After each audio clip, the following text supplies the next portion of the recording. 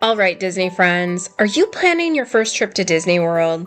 Or maybe you're returning and confused about what is a lightning lane. One term you will hear a lot when planning your vacation is lightning lane. If you don't know, this is Disney's way of helping you skip the regular standby line at many attractions.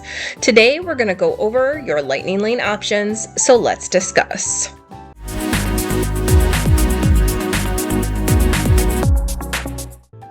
To start off our conversation, you need to understand there are a few different types of Lightning Lane access. You have Lightning Lane MultiPass, Lightning Lane Single Pass, and Lightning Lane Premier Pass. Here's what each one means and how to use them to make the most of your day. First, we're going to briefly talk about Lightning Lane MultiPass. This is Disney's standard system for skipping the lines at most attractions.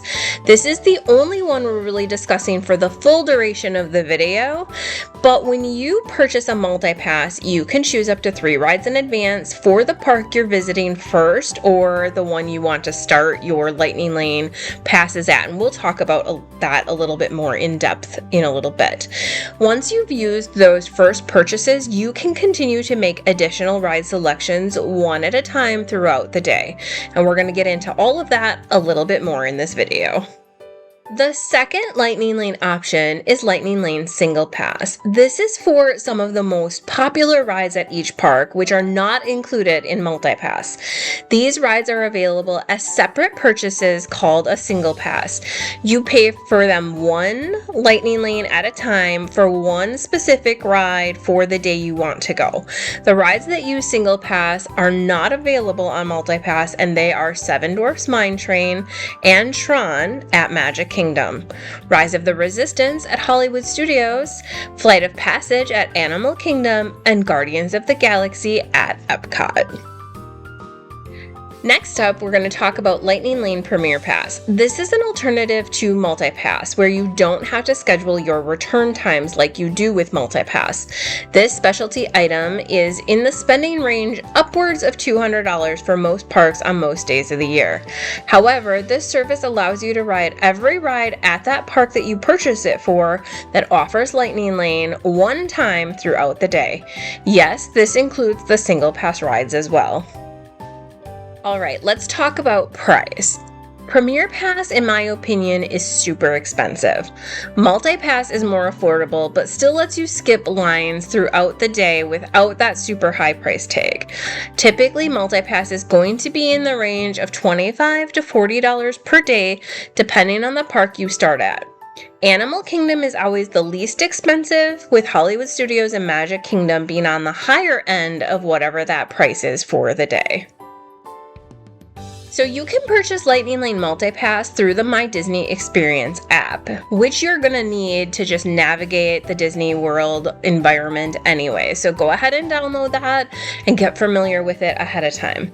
MultiPass is available for all guests 7 days before your park day if you're staying at a Disney Resort hotel. All other guests can purchase starting 3 days in advance of your park visit. So to go ahead and make that purchase, open up the My Disney Experience app, tap on the My Day or Lightning Lane section, select your park, and then choose your rides from Tier 1 and Tier 2 attractions. Each park has its own tier system, except for Animal Kingdom, they're all lumped together there.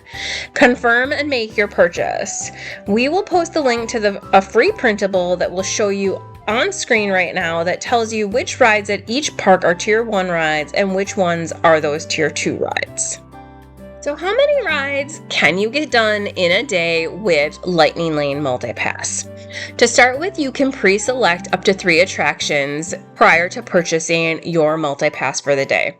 So when you go in to purchase MultiPass through the My Disney Experience app, you can actually see what is available prior to paying money to Disney for the service. After you scan into a ride, you can make one new selection at a time throughout the day depending on ride availability.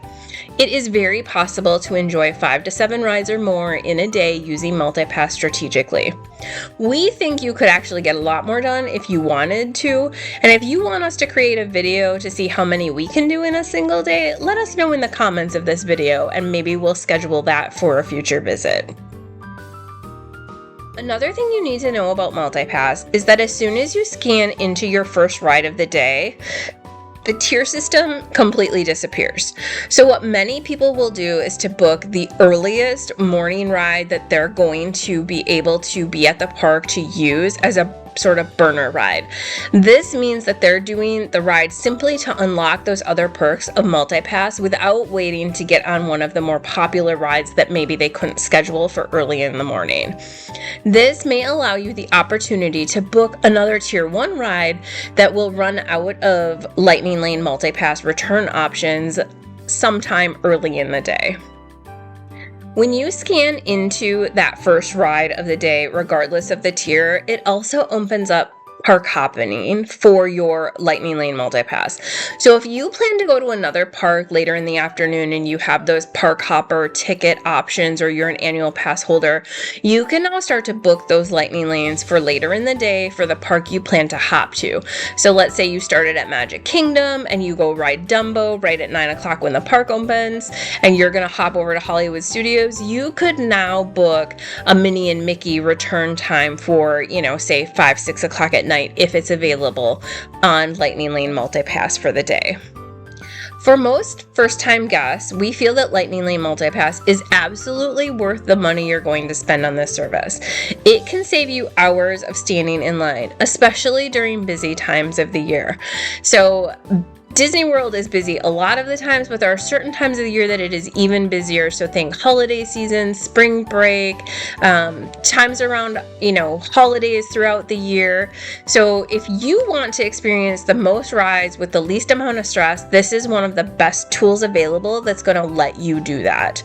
We actually go to Disney several times throughout the year, and we budget for this for every one of our vacations for all of our family because of how valuable we find it. It just makes your park day a little more relaxing.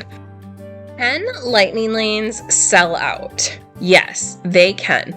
Popular rides like Peter Pan's Flight, Jungle Cruise, Slinky Dog Dash, Remy's, and even Frozen often run out of Lightning Lanes prior to the park day starting. That's why it's so important to plan ahead and make your selections as soon as your booking window opens up. Prioritize the rides that you and your party have on your must-do list, especially if they're one of these more popular Tier 1 rides for each of the parks. And did you know that Lightning Lane MultiPass includes PhotoPass ride photos?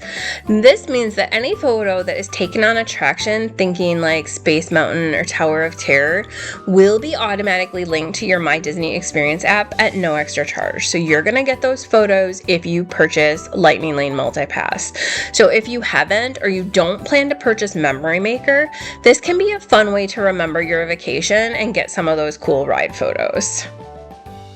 This is Joni with Mom and Me and Disney, and to summarize Lightning Lane MultiPass, this service helps you to skip the lines, reduce some stress, and maximize your Disney day. If it's your first visit, consider this your ticket to a smoother park touring and more magical memories. As always, give this video a like, and if you haven't already, subscribe to our channel to get tips and advice on how to make your Disney World vacation a little less stressful.